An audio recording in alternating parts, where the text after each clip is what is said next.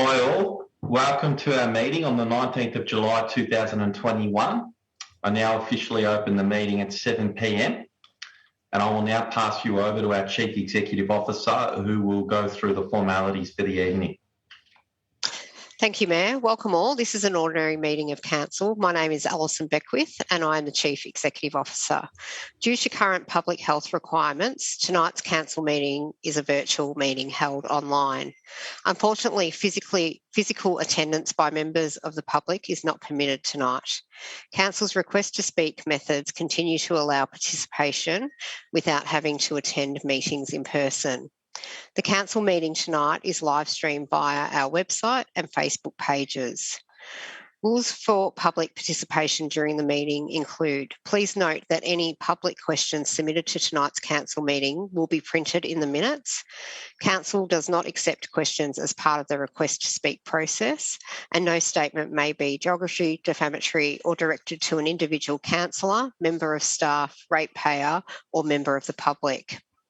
A 2-minute time limit temporarily applies to all requests to speaks tonight, and a timer will be used and a warning sound will sound at the 1.5 minute mark, and officers will sum up at the last 30 seconds if the request to speak statement is being read out tonight. I will now introduce you to councillors in attendance tonight. We have the Mayor, Councillor Rick Garotti, Deputy Mayor, Councillor Tom Malikan. Hello. Councillor Mark Di Pasquale, Councillor Peter Castaldo, Councillor Alison Champion, Councillor Peter Demorales, Councillor Alida McKern, Councillor Fiona Mitsanikos and Councillor Elizabeth Neely. This evening we are also joined by Directors Kath Brackett, Director of Community Programs, Mark Giglio, Director of Corporate Services, Darren Bennett, Director of Assets and City Services, and Scott Walker, Director of City Development. Also here tonight supporting the Council is Vivian Fulano, Governance Coordinator, member of the Governance and IT teams, and our JETS team coordinating our live stream this evening. We thank you again for tuning into tonight and for adapting with us during these changing times. We are continuing to monitor announcements and warnings for the health and safety of all in our community. Thank you, Mayor. Thank you, CEO. Our meeting is being held on the traditional land of the Wurundjeri Woi-wurrung people, and on behalf of our council, I wish to acknowledge them as our traditional custodians. I would also like to pay our respects to the Wurundjeri Woi-wurrung elders, past, present and emerging, and to acknowledge other Aboriginal and Torres Strait elders who may be joining us this evening. Council is committed to and values diversity within our community, and I will now read our diversity statement that demonstrates this commitment. We're a diverse community made up of people from different cultures, beliefs, abilities, bodies, ages, sexualities, genders and identities. We are committed to inclusion, access and equity for everyone. These principles foster cohesiveness, empower people and improve the well-being of our community. Just prior to moving on to the formalities of the agenda evening, just Chief Executive, there were questions raised by members of the gallery around constraints in submitting questions to the Council, and I was wondering if you were able to provide a clarification on that matter, please. Thanks, Mayor. Basically, with our public question time, we've got a form that's been in place for about a month now that actually splits up the background information and then with the question period. We believe that there may have been put a 150 character setting as the form was set up. We've actually now removed that because that was a mistake that was actually set up. So we're happy that that was brought to our attention and that will be removed from this point forward. Thank you for that clarification, Chief Executive, and I'll just like to extend an apology on behalf of the Council to anyone in the public who experienced issues in registering their questions and taking on board the fact that that's now been addressed. Moving on, would any councillor like to advise of any leave of absence? No, I can't see any hands raised. We'll now look to confirm the minutes for the ordinary meeting of council held on the 28th of June 2021. Looking for a mover. Moved Deputy Mayor Malikan and seconded Councillor Mitsonikos. I'll now put the motion forward. All those in favour? And those against? I declare the motion carried. Are there any disclosures of interest to be declared this evening? I don't see any councillor raising a hand, so there are none. We don't have any urgent business this evening, nor any petitions. So first substantial item of business is 3.1, the COVID-19 support for seasonal sports clubs and a reduction of winter sport allocation fees. There are no speakers. I understand that we have wording on our papers or proposed wording that differs slightly from those in the papers. Councillor Malikan, would you like to take us through that? I would like to move that we increase the 20% as in the papers to 50%. Mr. Mayor. Thank you, Councillor. And may I have a seconder? Councillor Champion. Councillor Malikan, do you wish to speak to the item? Just briefly, some of our clubs are experiencing extreme difficulty. Last year was difficult for them, but there was little to do and it was frustrating. This year they've been opened and closed down several times, which makes managing the organisations incredibly difficult. And many rely on major fundraising events which have been called off, and we're not sure how long this current lockdown will last. But these clubs are run by volunteers and they do an enormous amount to support community activity, give young people and older people an opportunity to play in sports. And I think the council need to support them because has been quite difficult. They've organised things and those events have stopped, and it's incredibly difficult and frustrating for them this year. So, and I think what you look at the AFL, the pressures they're under, well, they're being paid for what they do, whereas these are volunteers, and I think we need to support them. So I'd like to see us reduce the rent on the grounds by 50% for this year, and continue to review it as COVID continues. Thank you. Thank you, Deputy Mayor. Councillor Champion, do you wish to speak? Does any other councillor wish to speak to this item? Councillor Neely. Thank you, Mr. Mayor. Just wanted to mention the COVID-19 pandemic. It's forced us to rethink how we work as a community and with council. Council has made provisions in the budget to assist the community where they need the most assistance. Community sport has been impacted, particularly with the reduction in the amount of spectators, which has reduced revenue. Unfortunately, sports and other areas like arts and entertainment don't have the luxury of a hybrid model where they can receive a good or strong amount of revenue under restrictions. So to improve the situation, Council has noted the impacts of the COVID-19 restrictions by way of a reduction in fees. Thank you, Mr. Mayor. Thank you for that, Councillor. Does any other councillor wish to speak to this item? I'm not seeing anyone raise their hand. Look, I'll just raise a couple of brief comments, probably more in regard to just the current lockdown. And I must admit that I've been surprised by a number of community members reaching out to me over the weekend and today. I think it is hitting people hard in our community, emotionally and psychologically. And I actually found today that a couple of residents were reaching out to me just to have a conversation and to touch base. So all I will say is to councillors and to staff, for each of us to be there for one another and just to be checking in on one another and asking if we're okay, and to be available emotionally to support one another. I think we're all finding that it is getting increasingly hard emotionally, these lockdowns for people. There being no further speakers, I'll now put the motion as amended by Councillor Malikan forward. All those in favour? And those against? Declare the motion carried. The next item of business is item 5.1, the Rosanna Library Project. It's a consultation update and the next steps. We have 5 speakers on this item. A written statement will now be read on behalf of Amelia Williams by Darren Bennett, our new Director of Assets and City Services. And this will be followed by playing a pre-recorded video and audio statements from Natasha Schneider, Zoe Cassar, Susan Martin, and Alicia Curry. Over to you, Darren, and congratulations as well on your appointment as our new Director of Assets and City Services. Thank you, Mayor. As you mentioned, I'm reading statement on behalf of Amelia Williams.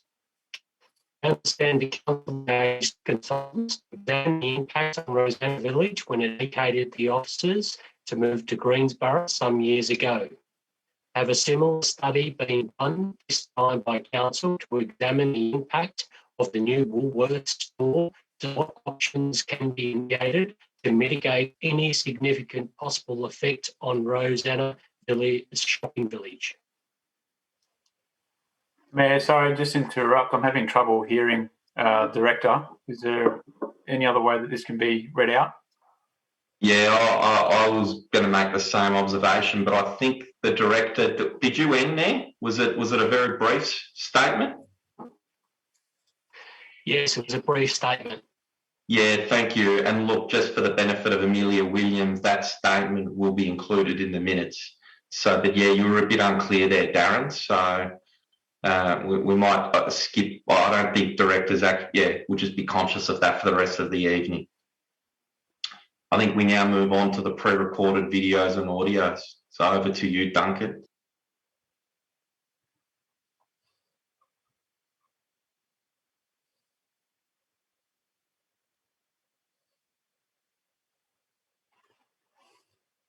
My name is Natasha Schneider. I am a resident of Rosanna and a resident that uses the Rosanna Library.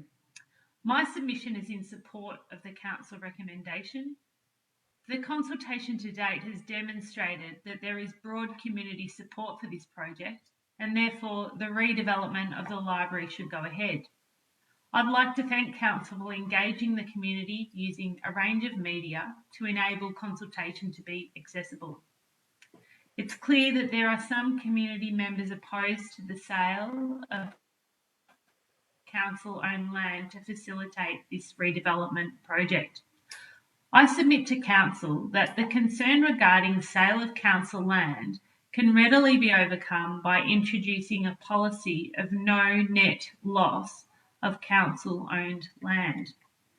What I mean by this is, should council move to sell the land parcel to facilitate the library development, council could purchase the equivalent land size within the municipality to ensure no net loss of council-owned land, and therefore no net loss of land that the community values in council ownership. By ensuring a no net loss approach, the notion of selling the Rosanna site could be more acceptable. Thank you for the opportunity to be heard. Hello, my name is Zoe Cassar. I'm a resident of Rosanna. Our family and babysitter regularly use the Rosanna Library. The current Rosanna Library building is dated and not fit for purpose. We note that the library staff do an exceptional job catering to the community's different needs beyond borrowing from the library collection. However, the library building itself is in desperate need of an upgrade. There are a lot of families in Rosanna and its surrounds, as well as a large cohort of retirees and other vulnerable people who rely on this library for social connection, and it is an invaluable resource. As such, the library has undeniable educational and public health benefits.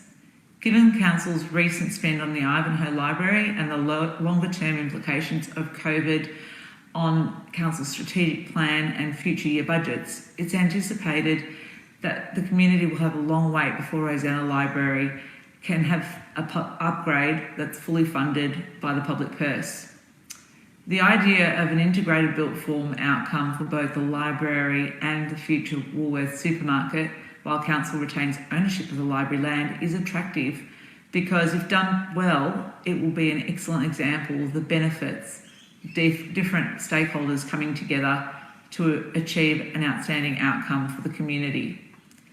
If the outcome, however, of the proposed PPP departs from what is promised and does not achieve an outstanding outcome for the community, both council and Woolworths should understand that this community will ensure that Woolworths and council will be held to account.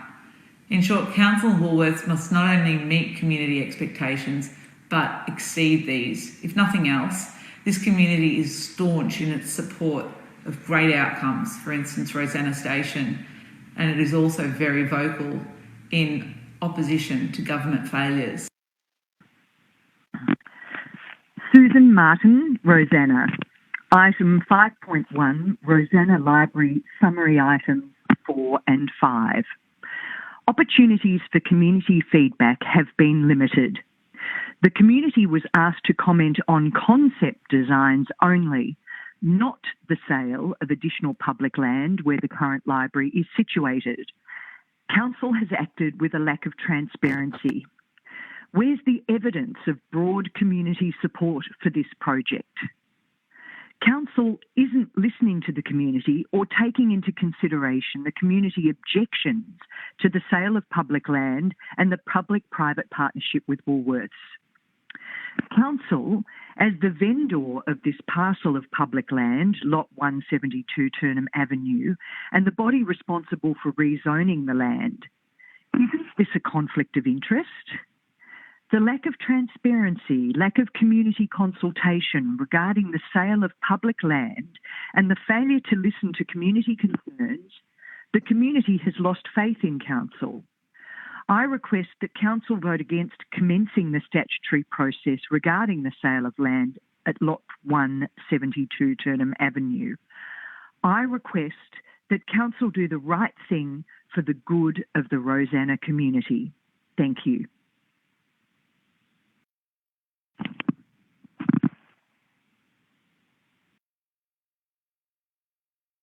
Mayor, Councillors, Alicia Curry, Rosanna. I speak against the Woolworths partnership and the sale of public land.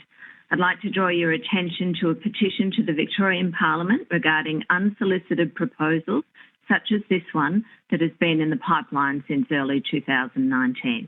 Petition 351, prevent local councils accepting unsolicited land proposals. We draw the attention of the Legislative Council to Vaniel Council's deal for an unprecedented public-private partnership.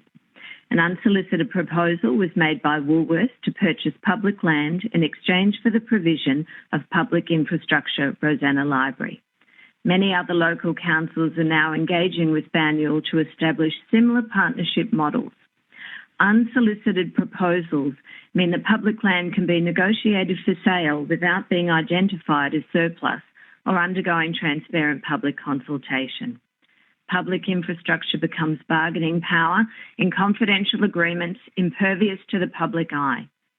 These types of deals remove the public's voice on the sale of public land, provision of local infrastructure, and remove the ability to freely challenge attached private development. At the core of these proposals is a grab for public land and the large sums of money private developers will pay to acquire this land. Power, money and influence will usurp the democratic process and interests of the public. The confidential nature of these deals create pathways for corruption and undue influence, allowing avenues for deception of the public. The petitioners therefore request that the Legislative Council call on the Minister to prevent local councils from accepting unsolicited proposals to purchase land and from exchanging public land for infrastructure. Councils, you may want to consider this in your determination of this poorly named agenda.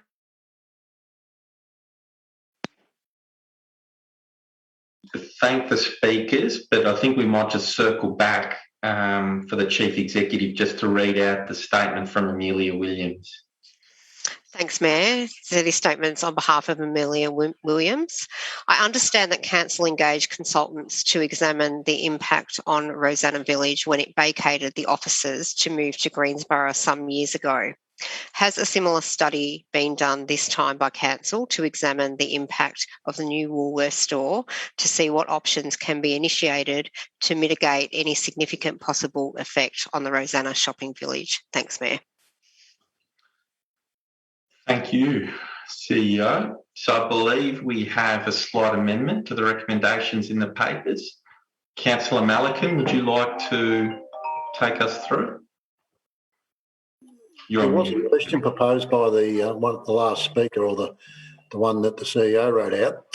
I know there's been an extensive engagement process with the Rosanna Traders Association. Would the director of that area be able to provide an update about the engagement with the Rosanna Traders on this proposal? Thanks for yourself, Mayor. Happy to provide some comment on that. We've met with the Rosanna Traders Association representatives, the president and trader rep on a number of occasions, and talked to a number of individual traders as well about what opportunities there are for council to continue to support the Rosanna Shopping Centre as this project proceeds. And that includes wayfinding, it includes providing access through the centre, potentially some changes to some of the road access arrangements, particularly the slip lane for the shops along Lower Plenty Road. So there's a number of those sorts of discussions that are underway, and they'll continue throughout this project as we try and bring a really positive outcome to the overall centre as part of this project.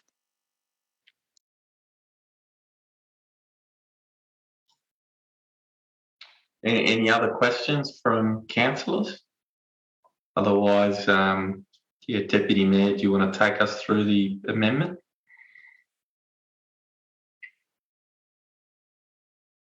You're on mute.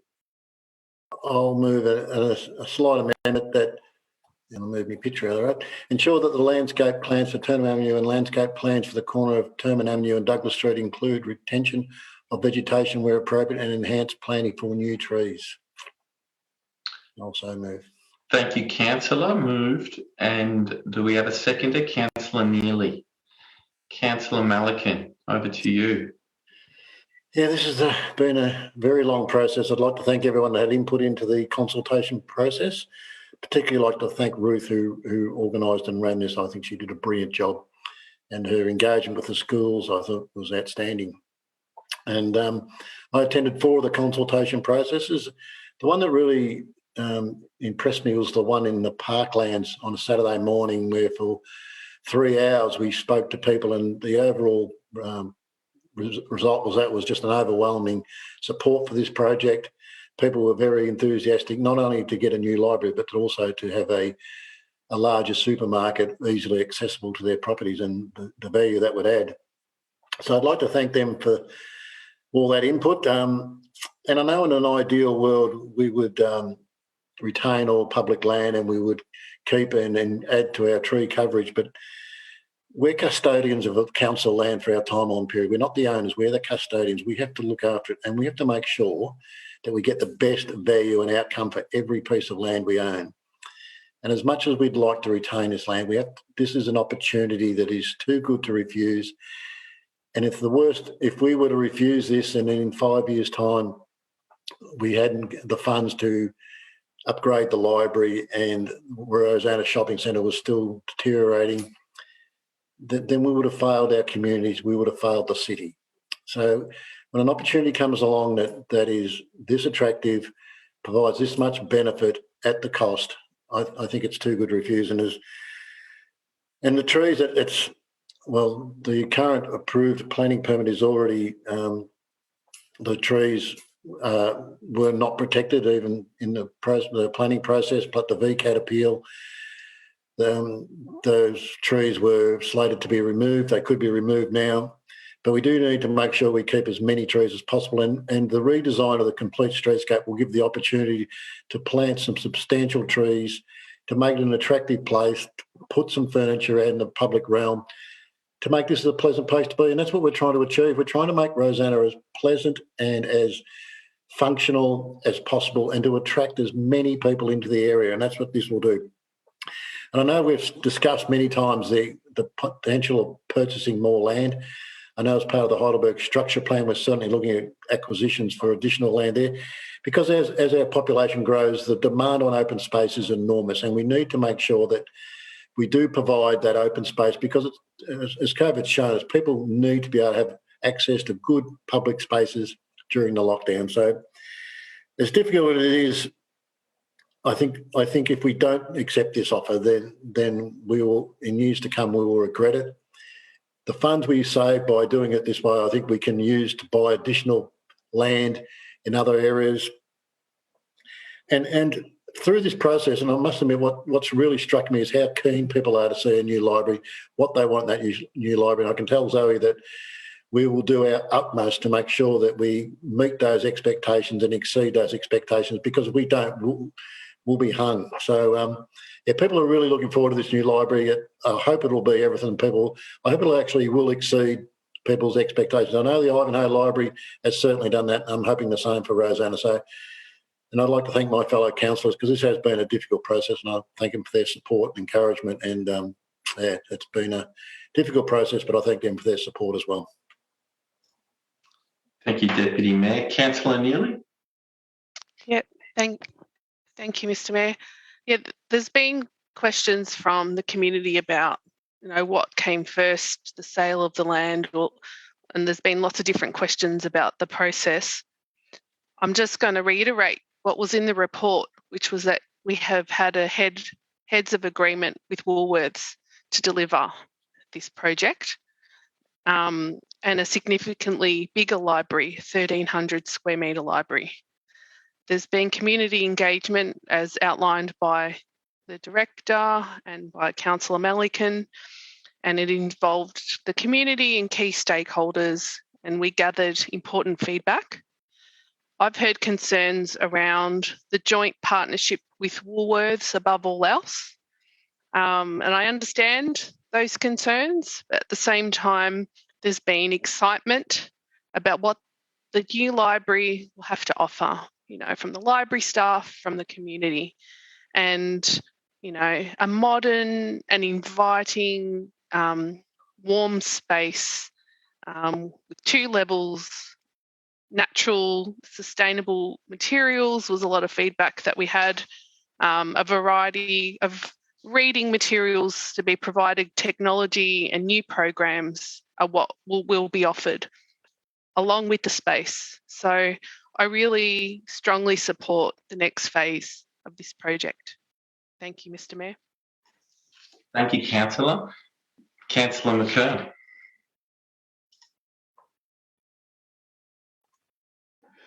Thank you, Mr. Mayor. I'd like to focus my comments on the first speaker's presentation, Natasha. Thank you for your words, Natasha. I applaud them. The sale of council land based on a no net loss of council land is a very interesting idea, which I believe is meritorious of council exploration. And I would like that noted, that that council does consider exploring this idea. Why so? A no net loss approach, particularly when you consider the future population growth of Banyule, and with our community vision and the endorsement of that's coming up in this meeting, we realise that the population of our city is due to grow by about 34,000 people over the next 20 years. That's a substantial population growth. And I think we need to be mindful of future-proofing ourselves as a council in terms of provision of community needs, be it open space, be it community facilities like libraries or community centres. We need to be thinking about that now. Each time we sell off land, what is the consequence of that? We've seen the rise of real estate prices in Melbourne just soar through COVID, go from what's been described to us as a white hot market to a red hot market. We certainly don't want to be in a position like Yarra City Council, which is now needing to search around for $80-odd million to provide sufficient public open space for its community due to its own population growth. So great idea, Natasha. We should be exploring it. We should be thinking of community provision in the future, particularly in relation to land and no net loss. And as mentioned, it could also make it a lot more palatable for our community when they see the loss of an area of community land being replaced, or at least in the knowledge that council is considering replacement of that with the purchase of other land for other community benefits for Banyule. So thank you very much for that contribution. And once again, I'd like it noted that council will explore this concept of no net loss of council land. Thank you, Mr. Mayor. Thank you for that, Councillor. Does any other councillor wish to speak? No, I'm not seeing anyone. So I'll put that motion forward. All those in favour? And those against? I declare the motion carried. Next item of business is 5.2, 10 the Boulevard Ivanhoe, Sparks Reserve, proposed granting of easements. We don't have any speakers on this item, and we have a recommendation on our papers. Looking for a councillor to move, Councillor McKern, and a seconder, Councillor Castaldo. Councillor McKern, over to you. Thank you very much, Mr. Mayor. Our community might be wondering just what's been happening in Sparks Reserve over the past while with temporary fences and construction works going on in the area. It's a popular park, particularly given that it's on the Darebin Creek and the Darebin Creek Trail runs through it. So I certainly have been scratching my head wondering just what's going on in that area. Well, it appears that this report answers quite a number of those queries. What's been happening is that Yarra Valley Water have needed to install a new sewer due to the collapse of the old sewer, and that the works have essentially been around the construction of that new sewer. In doing so, the new sewer has been relocated, and as such, there has to be a new easement relocation. And of course, Yarra Valley Water will need access to its service, its asset as the sewer, in order to conduct necessary maintenance. So this officer's recommendation is all about granting access rights to Yarra Valley Water by way of a relocation of an easement. What I would like to do is take this opportunity to reassure our community that having now queried council staff over the installation of this new sewer, the following has been confirmed: that no damage has or will be incurred to existing vegetation, particularly canopy trees in Sparks Reserve, and there will be rehabilitation work. So there'll be hydroseeding of new grass and rectification of any damage that was incurred in installing the sewer. In addition, the banks of the Darebin Creek in this area will be rock beached to prevent erosion of the creek. So to reassure you, there'll be no transfer of public land, as was my concern initially, and Yarra Valley Water will have access rights via a newly located easement. I haven't been given a date as to when the works will be completed and the temporary fencing will be removed, but I'm told that weather permitting, it will be as soon as possible. So any queries you might have about what's going on in Sparks Reserve, I hope that answers them for you. Thanks, Mr. Mayor. Well done, and thank you for that, Councillor. Councillor Castaldo, do you wish to speak as the seconder? I would just like to add something very briefly. Thank you, McKern, for putting forward those, alerting us to those safeguards. If you look at the report that is with this council agenda, there's a photo of the river, the creek, with the sewage pipe exposed. And no doubt we don't want sewage in those rivers. So I think it's a very important piece of works. For those interested in seeing just how urgent and needed this works is, have a look at the councillor report. I think it's good that we're moving forward and going to make sure that we keep the sewage out of the rivers and creeks. Thank you for that, Councillor. Does any other councillor wish to speak? Can't see anyone, so we'll put that motion forward. All those in favour and against?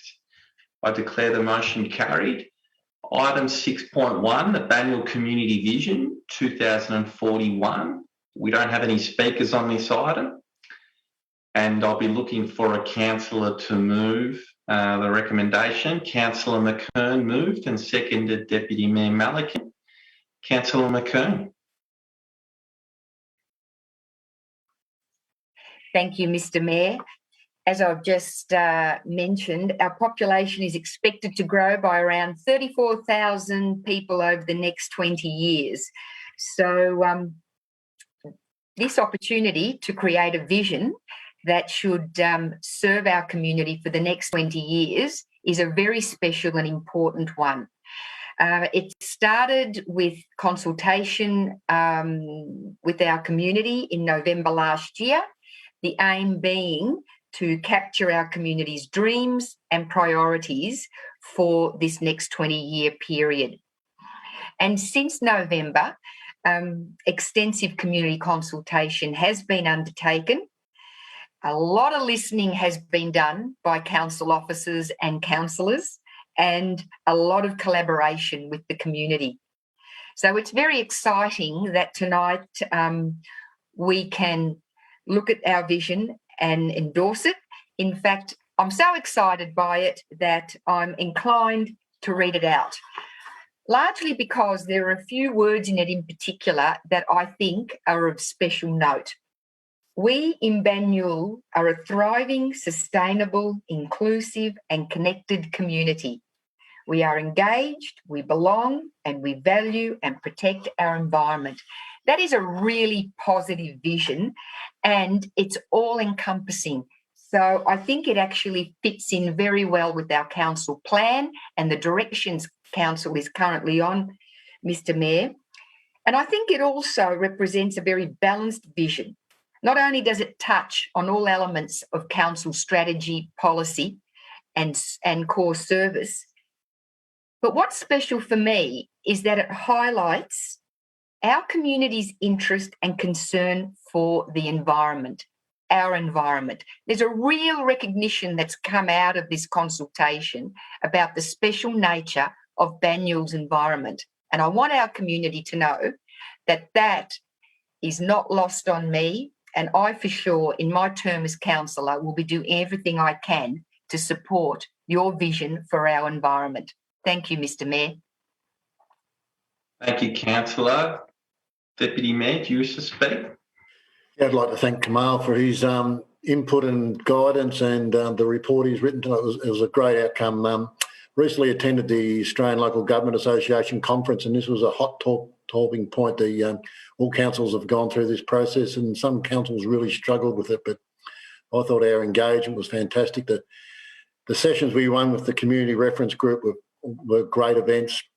55 people all giving up their afternoon or their morning to say what they thought was important. It was incredible how common the themes were and how everyone agreed on the themes, but to get some new ideas, to engage with people to that level, to have that opportunity to talk to people you don't normally get to talk to was fantastic, and I think it was a great outcome, a great result.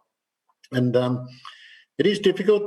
Community engagement is incredibly difficult, and sometimes you hear from people who oppose what councils try to do, but I think there was a lot of support through this process, a lot of really meaningful or good meaningful people that really want to make their city better. And the sense of love and joy they have living here, and when people talk about how long they lived there, and other people talk about how they haven't been here that long, but how much they love living in Banyule. So it was really good to go through that process, and I'm very appreciative of people's inputs and the commitments they made. So it was a great experience, and I'm very, very, very proud that as a city that we have such great residents and people that want to be involved and actively pursue the same things that council wants to pursue. So it was a great outcome. Thank you, Councillor. Does any other councillor wish to speak on this item? Councillor Castaldo. Yeah, I'd like to firstly thank the community for their vision, our officers that supported it, the process, and despite the great variation of contributions throughout the process, we all came together, the community and everyone that was facilitating, and everyone was happy with the final vision that we came out with. And I think that was a really challenging conversation at some times. There was one significant conversation about the choice of using the word custodian in there. But we didn't have the Indigenous community there to ensure that we had everyone's support. But what we did move out of that final consultation period with was a collection of words that represent the most important things that people, that group that we brought together, that represented everyone in our community and that great diversity of it, that they were happy with, and everyone walked out of that room happy, as far as I could tell.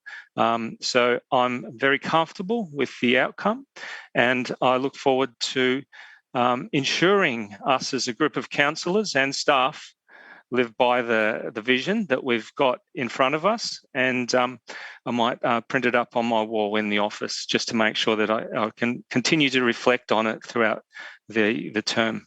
Thank you. Thank you, Councillor. Councillor Neely. Thank you. Thank you. Can you hear me? Yeah. Thank you, Mr. Mayor. Yeah, just listening to my fellow councillors, the community do have different expectations about what a consultation looks like. It's sometimes about being timely. It's sometimes about being workshopped. It's sometimes about, going over long periods of time with lots of research and information. This was a real positive experience to hear the rich conversation from different community members. And the best thing for me was to hear the robust debates where not everyone necessarily agreed, but came to that agreement, which is what we do as councillors. So I support the report to be put out to public exhibition. Thank you. Thank you, Councillor. Does any other councillor wish to speak? No, and I think everything's been summed up quite well by all the councillors. Just as being the mayor this year was an enormous privilege, being able to go through the process. As it's been pointed out, I think it was led and coordinated exceptionally well by Kamal. And I know that Kamal probably will be watching in, and we're very grateful for your work and your role and contribution. You're a tremendous asset in Banyule. And I think, as was pointed out, to be able to bring together 70-odd voices in the room, hundreds of submissions via email shaping Banyule, thousands of submissions that were returned via a postal survey of all citizens in Banyule, to be able to get to a point that we agree together and collectively on a vision for the community, I think is a great outcome. And in this day and age where we see so much division and in other levels of government so much challenge, it seems, in being able to come together and agree on things and chart a way forward, I think it's good and great for our community to be able to see that together we have been able to agree on a vision and a set of strategic objectives that we can all gravitate around and progress forward. So I think it's a testament to us all, councillors, our staff and our community, and very grateful for being involved in the process. I'll now put the motion forward. So all those in favour and those against, declare the motion carried. Our next item of business is 6.2, the Council Advisory Committee for the period of 2021 to 2023 nominations. I'll look for a councillor to move, Councillor Neely, and a councillor to second, Councillor Champion. And for the benefit of the gallery, I think we will just scroll through those nominees and they'll obviously be published in the minutes. While that's occurring, Councillor Neely, did you wish to speak to this item? Yes, thank you, Mr. Mayor. Do I read out the endorse part? Yes, please. So to endorse the following nominees to the committees for the period July 2021 to June 2023. These committees require the input into council's work from people who live, work, or have a connection with Banyule in some way. And, you know, we've been on the theme of consultation and getting community involvement, and this is honestly one of the most proactive ways to do that. It's valuable for us to hear the voice of the community, to inform, and for community members themselves to inform, to advocate, or to provide guidance. There was a great or wonderful amount of interest in these committees, and there was more interest than positions, which is really, you know, unfortunate for those that missed out, but really good to get real quality and diverse people coming with their expertise. The applicants that were successful that councillors were able to see read really well. They've got a breadth and depth of knowledge and experience, or both. So I'm really looking forward to meeting everyone and working together in a very meaningful and valuable way to achieve great outcomes for Banyule. Thank you, Mr. Mayor. Thank you, Councillor. And Councillor Champion, do you wish to speak? I will briefly. Thanks very much, Mayor. Many thanks to the officers for their work in the background there to take all these nominations and collate them and go through them and ensure that we have the people we have on the screen here who are joining us. So I'd like to welcome them all. I recognise a lot of the names and I'm very excited that they're all on board. So thank you all very much for contributing, for your contribution. Thank you to those who did put their hands up and are not on our screen, have not been selected. There is always another time in 2 years' time. So thank you very much to everybody who has been successful. I'm looking forward to meeting and re-meeting many of you over the next 2 years. And thank you for your time and your contribution and your skills. Thank you for sharing your skills and your knowledge with us. You're invaluable. Thank you so much. Looking forward to meeting you. Thank you, Councillor. Does any other councillor wish to speak on this item? Councillor McKern.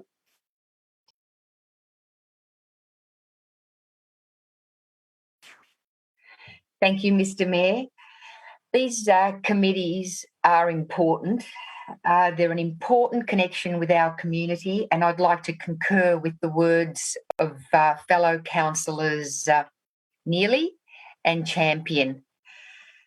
Not only in terms of the importance these committees will play in strategic direction and implementing strategy for Banyule, but also, as Councillor Champion mentioned, that volunteers like this are willing to put up their hands, be counted, and make a contribution to our community.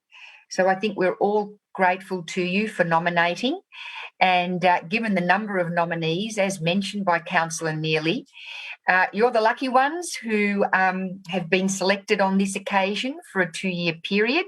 Quite a number of the names are familiar to me, because what I've noticed is many of you haven't just nominated for these committees, you've been active in many other ways, contributing to your community, writing to your ward councillors on matters that are important to you that affect our community. So congratulations to those nominees who are up tonight for endorsement. And I am so looking forward to working with you in the BCAC committee, which I will be co-chairing with fellow councillor Peter Castaldo. So exciting times ahead. And once again, congratulations to you. And I'm looking forward to working with our BCAC members. Thank you, Mr. Mayor. Thank you, Councillor. Councillor Castaldo, were you looking to speak? Thank you, Mayor.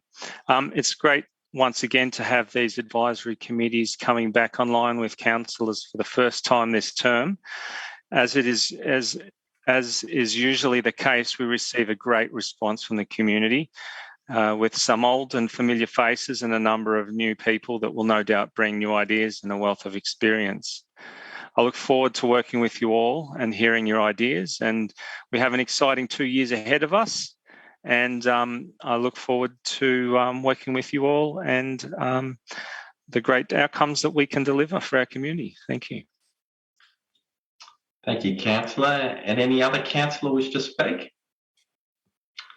No? I'll put the motion forward. All those in favour? Those against? Declare the motion carried. Our next item of business for the evening is 7.1 Cartmel Street, Heidelberg, for the consideration of a proposed multi-deck car park and mixed-use development. Project update. Councillor Castaldo, I understand you have a couple of amendments that you'd like to take us through.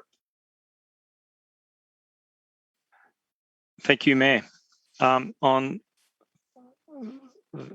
the council on item 1, notes the outcome of the expression of interest, EOI, process for the delivery of a new public car park and mixed-use development at Cartmel Street Car Park, site located at 7 to 11 Cartmel Street, Heidelberg, which will result in the provision of a significant increase in public available car parking on the site as the primary objective of the project.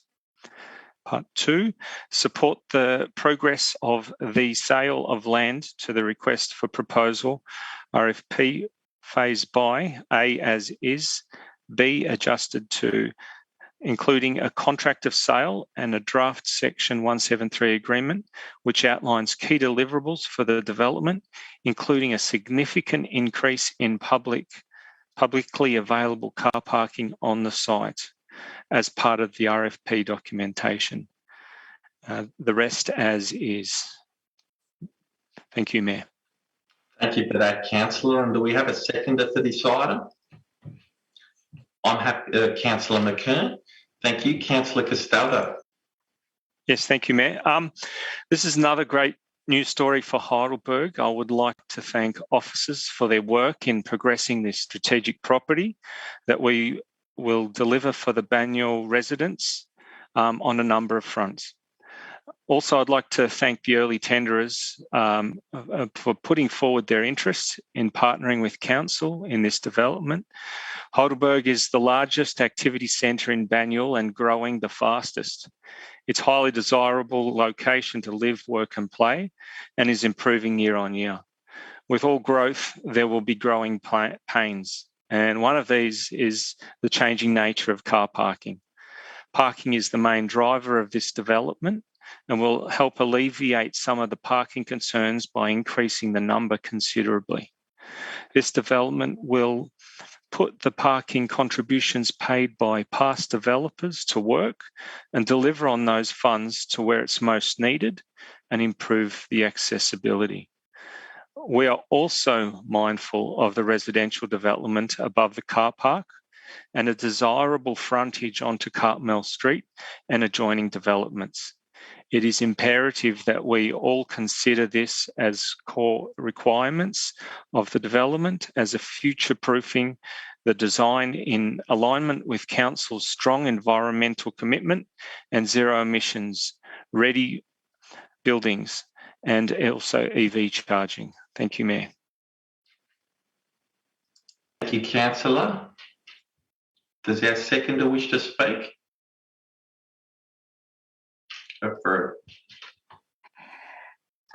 Thank you, Councillor Castaldo. I think you presented a very clear and detailed presentation in relation to the recommendation. I just wanted to highlight the inclusion of EV charging stations in the proposal, because I'm not sure that they were mentioned in the report, the officer's report, and the provision of bicycle cages there. So they are elements that we are addressing in terms of sustainability, and I'd just like it to be known that these are considerations that we are considering in all our development proposals within Banyule. Within developments that are owned by council, we have the opportunity to be role models, establish a lead for developers of private proposals to hopefully glean from and follow, because it's only as a team effort that we're going to be addressing sustainable issues such as climate change and acting on them. So thank you, Mr. Mayor, and thank you for this opportunity. Thank you, Councillor. Does any other councillor wish to speak? No, I'll put the motion forward as amended by Councillor Castaldo. All those in favour? And against? I declare the motion carried. The next item of business is 7.2, Banyule's revised strategic risks. We do not have any speakers on this item, and we do have a recommendation on our papers.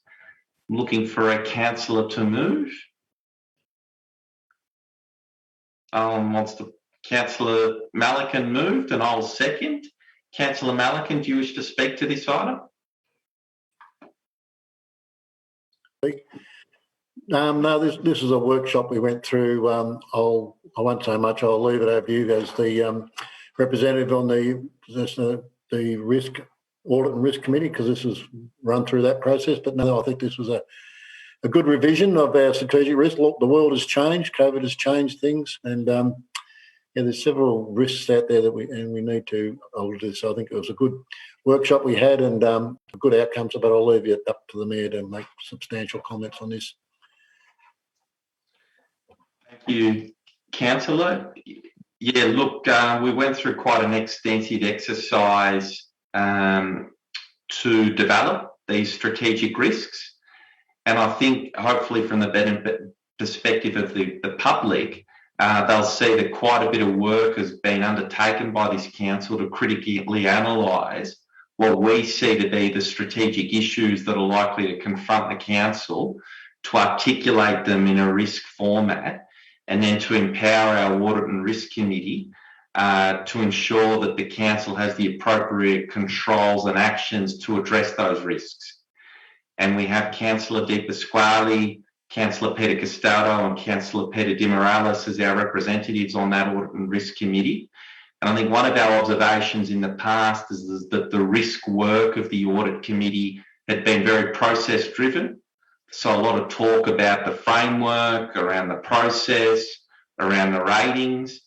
And I think as an Audit and Risk Committee and as a council, we really want to be ensuring that that committee is doing what we as a council and a community are paying it to do, which is critically evaluating whether this council has the right controls and actions in place to mitigate those risks, and where they see concerns, to be flagging that to the council for us to address. That might necessitate changes in our policies, in our procedures. It may necessitate an increase in our resources and investment. So we might have to look at how we manage these risks through future budget processes. But I think what we now have for the first time ever in the history of this council, is a very well-defined set of strategic risks, and we've now empowered our Audit Committee to provide us with the support in managing those. So I think this is a very good step and positive step in strengthening governance in Banyule. Are there any other councillors that would like to comment on this item? No? Well, then I'll put the motion forward. All those in favour? And those against? Nil. I declare the motion carried. The next item is 7.3, the property transaction report for the 6-month period ending on the 30th of June 2021. Looking for a councillor to move. Councillor Champion, and seconded Councillor Malikan. Councillor Champion, do you wish to speak? Councillor Malikan?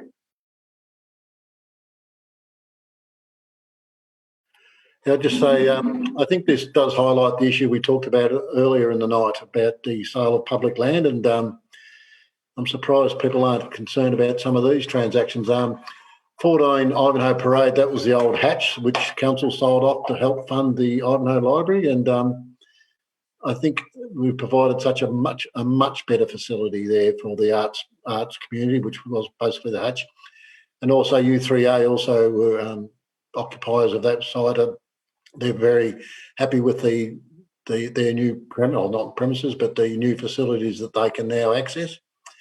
The land at Waterdale Road was just a slight realignment of a boundary, but the other interesting one was what's only a station car park in Greensborough. It's a significant amount of money and a large chunk of land, but basically the North East Link did some title searches and came to the conclusion there was a section in there what's only a car park, station car park, that actually belonged to council, but from all intents and purposes did appear to be within the station car park. So they've paid us for that land, even though we didn't, we weren't aware, or I think we're aware of it, but it certainly wasn't used for any council facilities. But when you look at these issues and the loss of public land, there's a massive amount of land being consumed by the North East Link, and it will divide this council in half. And I think this is a much bigger concern than a small parcel of land in Rosanna being used as a supermarket. The amount of land we're losing for the North East Link, and that won't be replaced, and the amount of land that will not be accessible, and the disruption and the impact on this council is enormous. So surprised people aren't concerned about this loss of land as well. Thank you, councillor. Does any other councillor wish to speak? I'll put the motion forward. All those in favour and against, declare the motion carried. So the next item of business is 7.4 for the record of councillor meetings. May I have a councillor move? Moved Councillor Neely and seconded Councillor Champion. Councillor Neely, do you wish to speak to this item? Councillor Champion? Anyone else? No. I'll put the motion forward. All those in favour? Those against? Declare the motion carried. We don't have any documents to be sealed this evening, nor notices of motion. So the final item of business is general business. I understand we have a couple of general business items, perhaps kicking off with Councillor Malikan first. Yeah, mine's a bit of a sad business item, I'm afraid to say. I'd just like to note the passing of George Farrington, AM, the Open House founder. His funeral is actually going to be today, and I was going to attend that funeral, but unfortunately it's been called off due to COVID. But Harry Norman George Farrington, known as George Farrington, passed away on the 9th of July, age 2021, at the age of 89. A significant legacy in the establishment of the Open House Christian Involvement Centre in 1971, originally located in Ivanhoe. Together with a dedicated team of family and volunteers, the group worked tirelessly to meet the needs of highly disadvantaged young people who didn't fit into the community or church groups and often had very little family support. George had a steadfast vision for Open House to create a welcoming place open to all, a place for disengaged individuals to belong. based on a friendship model. He felt strongly that Open House could provide a family and support that so many young vulnerable individuals don't always have in their lives. Over the years, Open Houses continue to provide a safe place for vulnerable young people and offer a range of activities to engage and support them. The organisation has grown and diversified and offers fellowship and support to lonely and isolated people of all backgrounds, religion and age. Particularly in the early years, Open House operated mainly through donations and very little government assistance. For many years, Open House was located in Ivanhoe, just beyond the town hall, and in recent years it moved to Macleod. Through this time, George was the driving force of the organisation. Some of his family members continue to work in the organisation in various roles. The Open House organisation has changed and massively improved the lives of many individuals in Banyule over 50 years and has made our city a better place to live. Banyule owes an enormous amount to George Harrington and he will be sadly missed. I'm sure George will be very proud of how Open House has evolved from its early days in 1971. And on behalf of all my council colleagues, I wish to offer our condolences to the Harrington family during this time and thank George for many wonderful and courageous contributions that he had made and Open House to make Open House has made to the Banyule community over 50 years an amazing achievement. Thank you. Thank you, Councillor. I think Councillor Mitzinikos, do you have a general business item? I do. Thanks, Mayor. Look, I was speaking with Glenn Crawford from Viewbank Scouts a few weeks ago, just having a chat, and we got onto the discussion of his member numbers. At the time, they had 98 registered members, and just last week we heard the exciting news that they've actually reached a milestone by having 100 registered members at the one time, which is the first time ever. There's been increased participation by youth across all of the age sectors, from Joeys to Venturas. All the groups are currently meeting weekly in person, or at the moment they're all on Zoom. It's fantastic news for the Scouts. The Scout Hall has also received, has been in the budget for a makeover to upgrade the hall so that they're able to accommodate these growing numbers of community members who are now using the hall. So this is great news for them. And congratulations for the big 100. As well that you're doing with the Scouts group. I believe Councillor Champion, you have an item?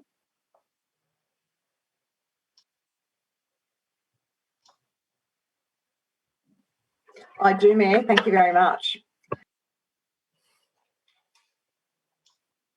You muted yourself again, Councillor. Okay, well, that's not touching anything now. After some disruptions due to a variety of restrictions, I attended the above event, the Eid with Colours event, which was eventually held on the 4th of July. Now, this event encourages the celebration and conservation of cultural identities within our communities, and it aims to create awareness of those differences while building bridges amongst the residents. Now, this is the third time that this specific type of event has been held annually, and it promotes an understanding of the Pakistani and Muslim cultures within our communities, as well as supports the integration of Pakistani and South Asian immigrants into their new country. So what is significant about this is that this event particularly was organised by one of our participants in our pilot Inclusive Jobs program in 2019. Uzma is the Director of Celebrating and Conserving Cultures. It's a not-for-profit organisation in Banyule. She made Banyule her home with her young family after emigrating from the Middle East and struggled to find work through the traditional methods. Her brief success story is actually on our website, so feel free to look up Uzma's story. Petrie Park Hall in Montmorency, which is where the event was held this year, was full of people from various parts of Melbourne, including Craigieburn and Balwyn, and our very own Somali community in Heidelberg West. So it was a pleasure to welcome them all to Sherbourne Ward. I see often the Somali community faces in Heidelberg West. They don't normally come to Sherbourne, so it was lovely to see them here. And especially the actual place. Petrie Park is very community-based. It's known locally as a very central meeting place for so many social events throughout the year, including our very sacred Anzac Day celebrations. Thank you very much, Mayor. Thank you very much, Councillor. So I think we've got a couple of other hands raised. Councillor McKern, did you have an item? Yes, thank you, Mr. Mayor. A couple of things that relate to the COVID restrictions due to lockdown. There's been a number of cancellations that the public should be aware about. My drop-in session, which was due to be held this Friday, the 23rd of July, at the Hub, unfortunately, will have to be cancelled. So I hope to be back engaging with our local community, and I hope that we're all on board for Friday, the 27th of August, and that COVID restrictions are well and truly ended by then. And hoping, as I said, to be back at the Hub CAF on the 27th of August between 12 and 1:30, circumstances permitting.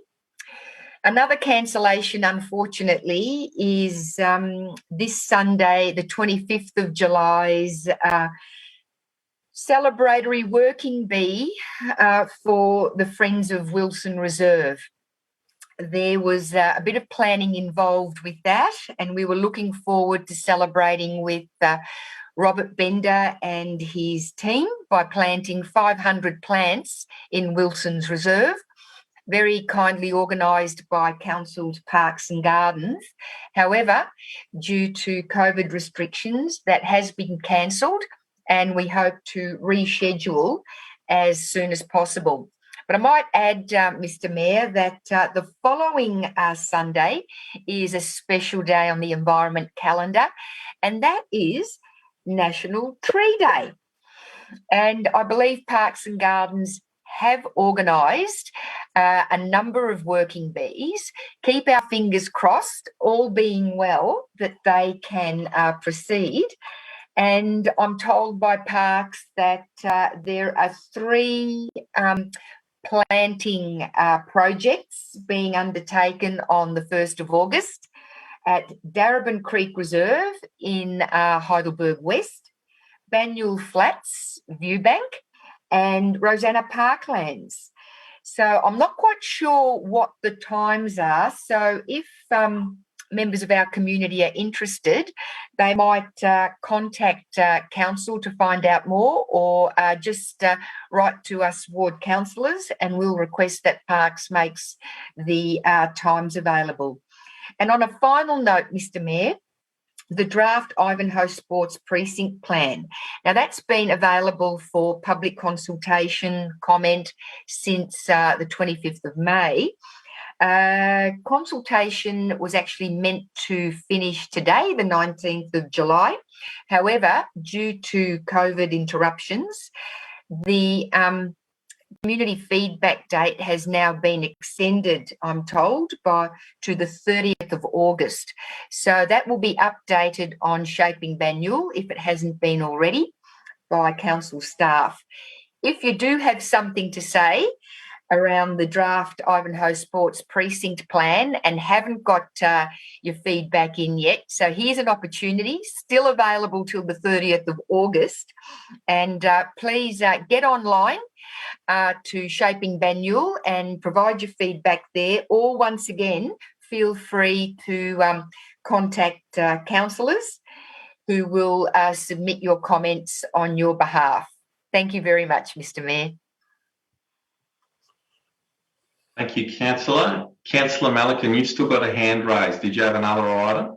Yeah, I was thinking I'd just like to commend the CEO and her exec team for the handling of the COVID, not outbreak, but the COVID incident within our building. It's COVID is a massive worry, but when it comes close to home, it's quite frightening. And I think her and her team have done an excellent job in coping with not only the pressures of that, but also keeping the whole organisation running through as well. And it's been a very stressful period for many of the staff the last week and a bit, but I'd just like to commend them and the staff on their dedication to the task and their ability to work through what has been a very difficult time. And so I'd just like to acknowledge that publicly. Thank you for that, Deputy Mayor. I don't believe there are any other items of general business. From other councillors, I'll just briefly like to highlight that council hosted the Jobs Roundtable On Friday, it was meant to occur in person. Obviously, due to COVID, we did it online. It was an enormous success. We were joined by leaders and representatives from a number of major employers: Austin Health, La Trobe University, Banyule Community Health, Metro Trains, Ramsay Healthcare, Melbourne Cleaning. We were joined by State Member Vicky Ward, and as well our colleagues from Whitehorse City Council. We had the Mayor, Andrew Munro, and he in fact summed up the event, which was very gracious of him, and a number of their councillors. So the Jobs Roundtable was an enormous success. I'd like to thank our Chief Executive, our Director, Cherie Hunter, and her team for the terrific work they're doing, and we just keep pressing ahead. So thanks, Al, and just, as you know, we're very, very grateful for that work and the good things that are happening. Mm-hmm. That wraps up general business for this evening. I can inform the public that we've received 6 public questions. As I touched on earlier this evening, we do apologise for the issues that some members of the public experienced, and we thank you for raising those with Council, and our CEOs advise that those issues have been addressed. But please do contact me personally in the future if you do continue to experience any subsequent issues in registering your questions. Those questions, as well as the answers from officers, will be included in the minutes of this meeting, which will be put on the website later in the week. The next ordinary meeting of Council will be held on Monday, the 9th of August, 2021. We certainly hope it will be in person, but if not, it will be again online. I'll now close the meeting at 8:17 p.m. and thanking all for your attendance. Thank you.